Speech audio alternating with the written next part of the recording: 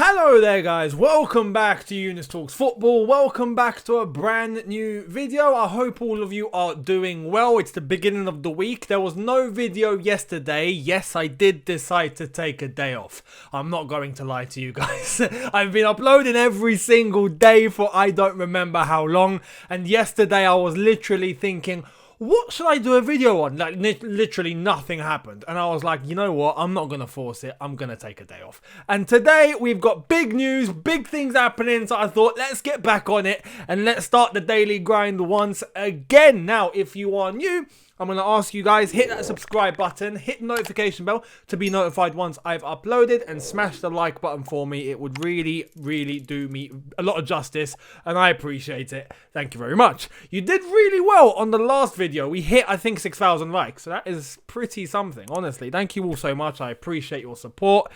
Let's get into it. Now, there were two things that I wanted to discuss today. Firstly is Christian Pulisic. Christian Pulisic is injured. We knew this. He didn't play the last game, and it was because he got injured in the warm-up. So, yeah, prior to, beating Burnley very comfortably, we literally had him in the lineup to start the game. During the warm-up, he came off, if you look at the footage, he slipped, and it looked like he'd done something to his ankle, and I told you this. But after he came off, and you could see he was walking just a little bit uncomfortable. Not too much, he wasn't in agony.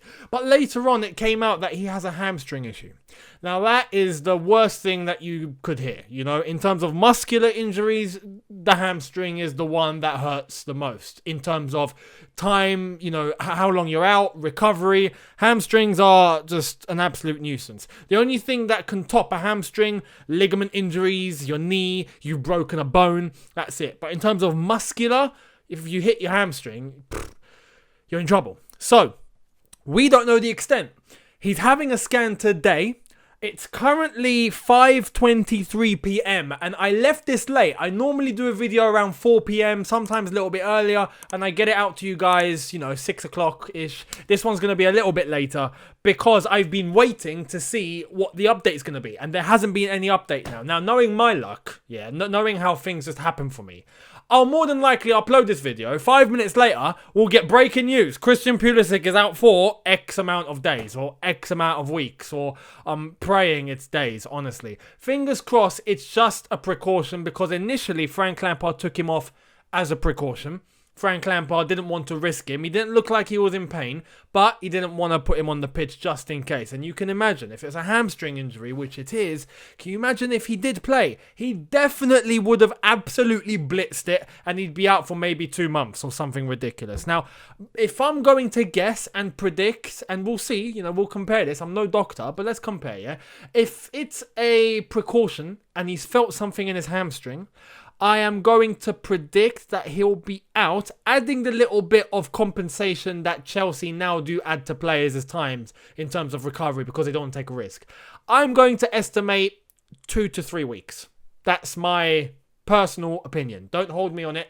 I'm just guessing for video purposes. When the real number comes out, we can compare and see if I was right or not. Anyway, so that's the latest of Pulisic. If anything, massive comes out in terms of Pulisic, I will get another video done for you guys. If not, I will talk about it tomorrow in my match preview for Chelsea versus Rennes, Champions League. So, we'll mention it there. But the other topic that I wanted to discuss today is Declan Rice. Yes, he was a name that was mentioned so many times, not as much as Kai Havertz, but so many times during the summer transfer window. And when it got to deadline day, we were all waiting to see if Chelsea were going to make a move. We didn't make a move, namely because of, this reason. This is the latest from The Athletic in regards to Chelsea's pursuit for Declan Rice. And are we going to go in for him this January? Well, let's find out. Chelsea will make a move to sign Declan Rice in January. They didn't make the move in the summer due to failing to offload 2 other players. So, this sounds pretty certain. It does seem like when January comes around, we are going to be making a move for Declan Rice. And I didn't expect this. I did tell you guys after the summer window, I don't think we're moving for him in January. Earliest will more than likely be next summer. But you've got to weigh up the options here. You know, when you think about it, do we need Declan Rice? It would help. It would help for sure. But when you look at how much he is going to cost, right? West Ham are not going to let him go for cheap. Now, if Marina can pull off deal of the century and walk over to West Ham, you know, David Gold, Sullivan, and what's her name? I forgot her flipping name. The woman off The Apprentice. I've forgotten her name. I normally know her name. Anyway, she goes off to those three and she goes, hey, I want Declan Rice. What's your price? And she negotiates something ridiculous, like 40 million, then cool, right? Then we've got an absolute mastermind on our board who just knows how to do business left, right, centre, upstairs, downstairs, yeah? But I don't think that's the case. West Ham know that, you know, Declan Rice is their most prized asset. He is their most expensive player without question in their team at the moment, you know? And it's...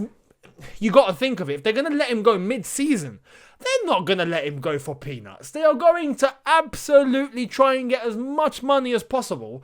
They are going to probably throw a £100 million price tag on him. Maybe about 80. Minimum. It won't go below 80. It will not go below 80. So when you look at it in that context, do we have to go in for this guy? Do we have to? When you look at what we have, Billy Gilmour, he's an option, and we know that he's got so much talent. And when he comes back from injury, I hope he's going to be allowed to grow and allowed to develop, because I look at Billy Gilmour and I just see a footballing brain. You know, he is such a technically gifted young lad, right? You look at the other lads and you could see that they've had to develop. Hudson-Odoi, probably the one that I see with the most natural ability. Yeah, just natural talent. When I look at Billy Gilmour, I see natural talent. It's something that he's born with. He's got that touch. Now he just needs to progress and develop even further in terms of making his name in the game, in the Premier League at the highest level. Billy Gilmour for sure is an option. But not just that. Ethan Ampadu is someone that we really need to consider here.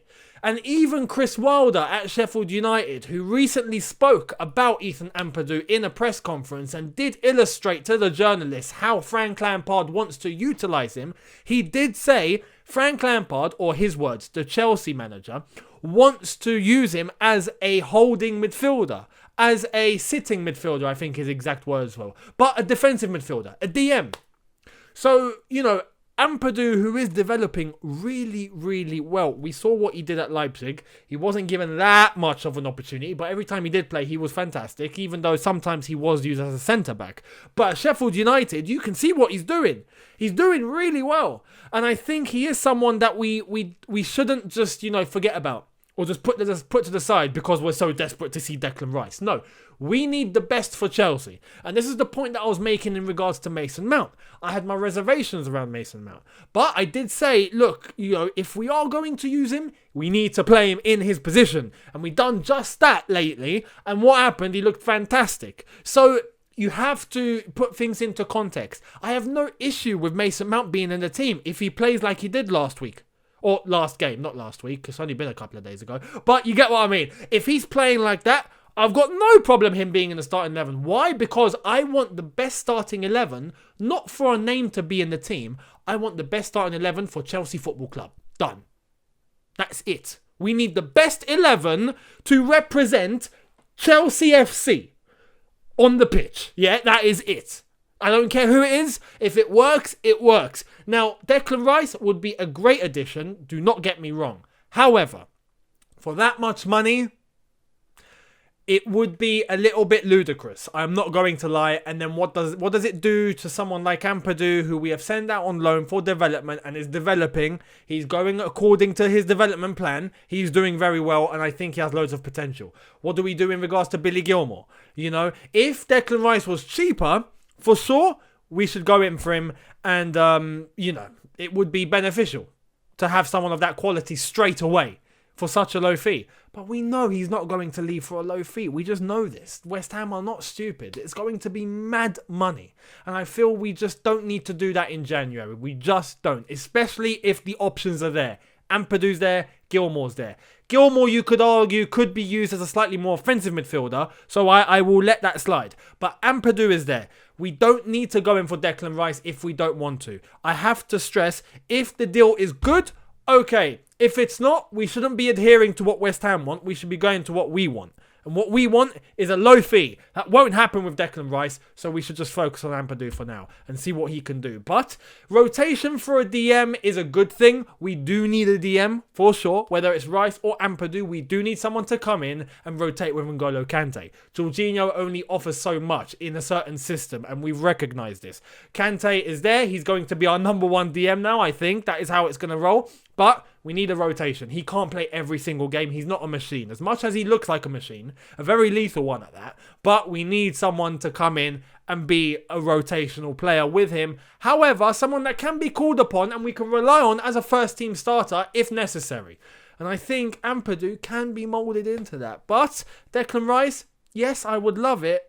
But not for 80 million in January or 100 million or whatever price tag they're going to throw. It's just not worth it. That's my personal opinion though. What do you think? Let me know in the comments. I would love to hear your opinion on this one. Do you agree, disagree? How much would you take him for? This, that and the other. Let me know. I'd love to hear it. Subscribe if you are new. Hit the notification bell to be notified once I've uploaded. Smash the like button. Let's try and get 7,000 likes. As always, thank you all so much. And follow me on Twitch. I will be streaming there very regularly. As I said, I took a day off yesterday, but I'm back. So yeah, follow me on there and you will get a notification to let you know when I go live. Make sure you hit that notification and join me over on Twitch. I'd love to see it. Q&As, FIFA and Among Us very soon is going to come. I'll see all of you tomorrow for the match preview. Chelsea versus Rennes. Let's get into it. Thank you all so much. Have a good one. Look after yourselves. Take care and peace.